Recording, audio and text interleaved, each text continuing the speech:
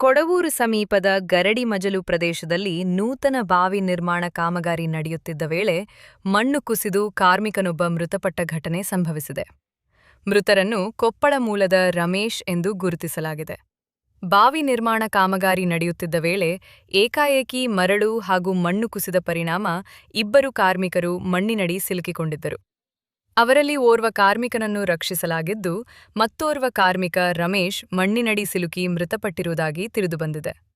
ಘಟನೆಯ ಮಾಹಿತಿ ತಿಳಿಯುತ್ತಿದ್ದಂತೆ ಮಲ್ಪೆ ಅಗ್ನಿಶಾಮಕ ದಳದ ಸಿಬ್ಬಂದಿಗಳು ಸ್ಥಳಕ್ಕೆ ಧಾವಿಸಿ ರಕ್ಷಣಾ ಕಾರ್ಯಾಚರಣೆ ಕೈಗೊಂಡರು.